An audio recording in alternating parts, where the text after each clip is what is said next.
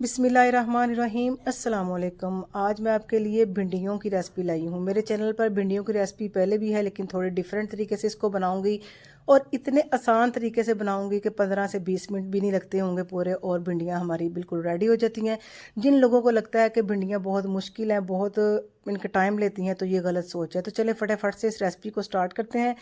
तो सबसे पहले मैंने कढ़ाई में हाफ कप सरसों का तेल लिया है, जो मैंने पहले से जला के रखा होता है।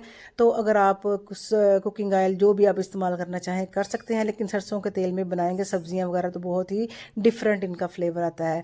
हाफ कप लिया है मैंने सरसों का ऑयल। उसके अंदर मैंने 1 टीस्पून लहसुन और अदरक का पेस्ट और 2 से 3 सब्ज़ मिर्चें बारीक कटिंग हुई डाल के इसके अंदर हमने जस्ट इनको 30-40 सेकंड के लिए बस सौटे करना है। जैसे ही अच्छा सा फ्लेवर इसका घी में आ जाए, तो इसके अंदर मैंने 300 ग्राम प्याज लिया है। प्याज को बड़ी स्लाइस में कटिंग कर लिया है और इसको हाथ से मसल के इसको ना कोशिश करनी है कि थोड़े थोड़े इसके स्लाइस जो है वो ना अलग-अलग हो जाएं।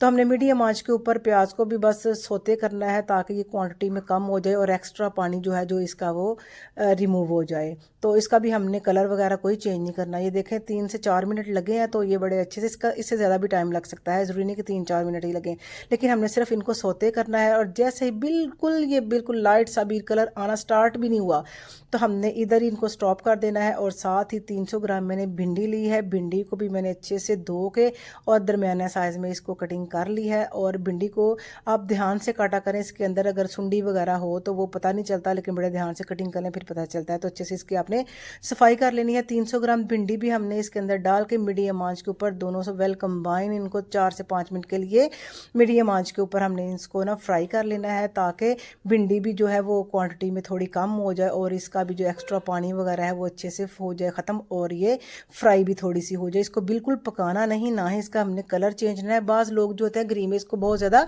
फ्राई करते हैं, तो हमने उस तरह उसकी जो विटामिन है और जो उसकी ना टेस्ट है वो ना ख़त्म हो जाता है। तो इसीलिए हमने इसके अंदर 3 से 4 मिनट प्याज के साथ ब्राउन कर लिया, और उसके अंदर 3 मीडियम साइज़ के टमाटर मैंने ऐड कर दिए हैं चॉप किए हुए।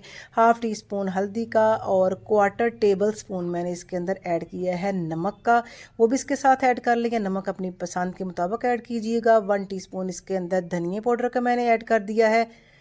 और टमाटर अगर आप नहीं डालना चाहते यानी कि पेस्ट, तो आप इस टमाटर का छिलका रिमूव करके वो भी स्लाइस में कटिंग करके डाल दें, तो फिर बड़ा बेस्ट तरीके से टमाटर जो है उसको सॉफ्ट हो जाता है।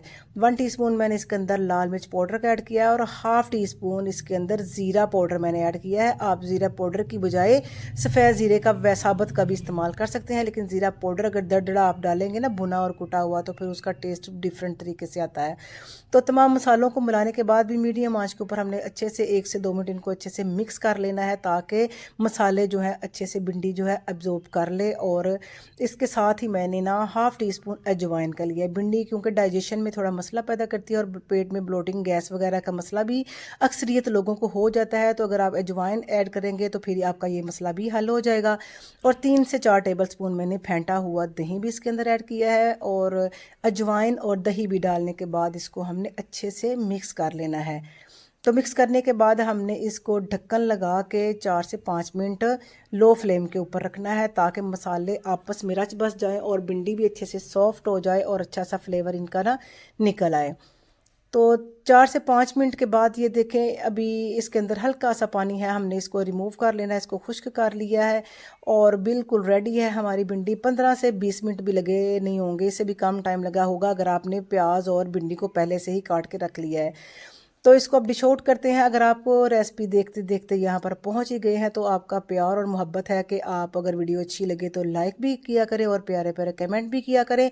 और अगर चैनल पर नए हैं तो चैनल को भी ज़रूर सब्सक्राइब कर लें। सब्सक्राइब करने का, लाइक करने का कुछ भी कोई यानी कि चार्जेस वगैरह नहीं। तो उम्मीद करती हूँ रेसिपी पसंद आएगी। इंशाल्लाह मिलते हैं नई रेसिपी के साथ। अल्लाह हाफिज़।